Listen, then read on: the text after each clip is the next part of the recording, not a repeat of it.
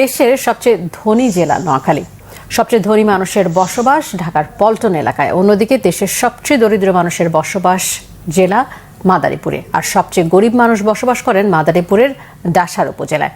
ইতিহাস ঐতিহ্যের সেই পথ ধরেই নোয়াখালী হয়ে উঠেছে ব্যতিক্রমী এক জেলা।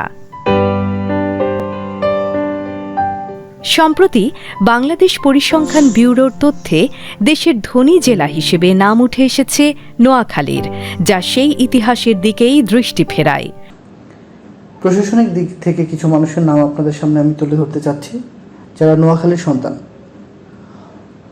প্রাক্তন সেনাপ্রধান মইনুদ্দিন আহমেদ, বিচারপতি ফারাহ মাহবুব, অবসরপ্রাপ্ত সেনা কর্মকর্তা এবং বাংলাদেশ নির্বাচন কমিশনের কমিশনার শাহাদাত হোসেন চৌধুরী, আইনবিদ এবং প্রাক্তন প্রধান বিচারপতি বদরুল হায়দার চৌধুরী, প্রাক্তন সেনাপ্রধান আবু বিল্লাল মোহাম্মদ শফিউল হক, প্রাক্তন পুলিশ মহাপরিদর্শক এবং তত্ত্বাবধায়ক সরকারের প্রাক্তন উপদেষ্টা এস এম শাহজাহান, বিশিষ্ট কূটনীতিবিদ তবারক হোসাইন, বিশিষ্ট সাংবাদিক সিরাজুর রহমান। এবার চলুন কিছু রাজনীতিবিদদের সাথে পরিচিত হই। নোয়াখালীতে অনেক রাজনীতিবিদ জন্মগ্রহণ করেছেন, নোয়াখালীর সন্তান তারা, যারা দেশের জন্য অনেক বড় ভূমিকা পালন করছেন। তার মধ্যে অন্যতম আনিসুল হক। প্রয়াত আনিসুল হককে আমরা কেই বা না চিনি। নোয়াখালী জেলায় অনেক জ্ঞানীগুণী মানুষ জন্মগ্রহণ করেছেন। এর মধ্যে উল্লেখযোগ্য কিছু মানুষের কথা আমরা এখানে তুলে ধরব। বক্তব্যের জন্য বলে রাখি, প্রথমে যেই 10 জনের কথা আপনাদেরকে বলবো, তাদের কথা শুনলে আপনি বুঝে যাবেন কত জ্ঞানী মানুষ জন্মগ্রহণ করেছেন।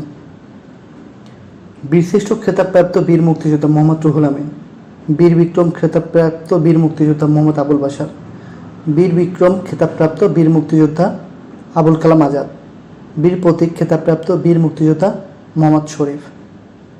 নোয়াখালীতে দুজন বুদ্ধিজীবী আছেন যারা শহীদ হয়েছেন দেশের জন্য। শহীদ বুদ্ধিজীবী মুনির চৌধুরী, অন্যজন হলেন শহীদ বুদ্ধিজীবী মুফাজ্জল হায়দার চৌধুরী। জহুরুল হক, তাকে কে না চেনেন, আগরতলা ষড়যন্ত্র মামলার অন্যতম শহীদ এই জহুরুল হক।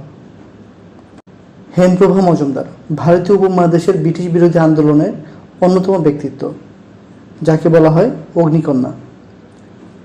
শাহাদাত হোসেন, বাংলাদেশ সরকারি কর্ম কমিশন এর প্রাক্তন চেয়ারম্যান এবং বীর মুক্তিযোদ্ধা।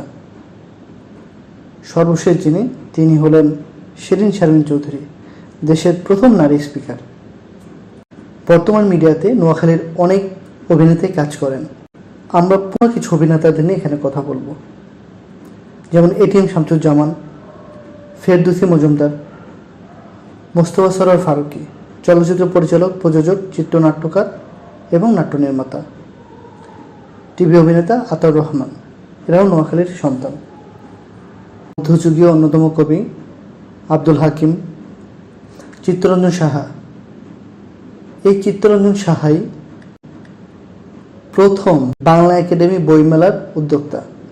ওনার কারণে আজকে আমরা বইমেলায় অংশগ্রহণ করতে পারি। বিশিষ্ট শিক্ষাবিদ, প্রাবন্ধিক এবং অনুবাদক কবির চৌধুরী, ওনার বাড়িও নোয়াখালীতে। মোতাহার হোসেন চৌধুরী, শিক্ষাবিদ এবং লেখক। মাহফুজুল্লাহ, লেখক, সাংবাদিক, টেলিভিশন ব্যক্তিত্ব এবং পরিবেশবিদ। বজরা শাহী জামে মসজিদ, হাজার বছরের পুরনো এই মসজিদ, যেটা নোয়াখালীতে অবস্থিত।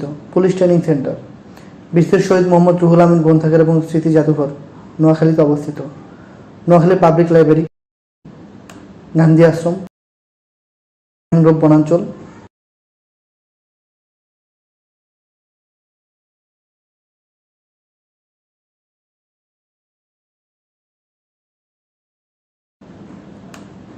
মহাত্মা গান্ধী জাদুঘর, মুসাপুর ক্লোজারে গেলে আপনার যে কারো মন ভালো হয়ে যাবে। খুব সুন্দর একটি জায়গা, প্রাকৃতিক সৌন্দর্যে এত সুন্দরভাবে এখানে সাজানো, দেখলে আপনি অবাক হয়ে যাবেন।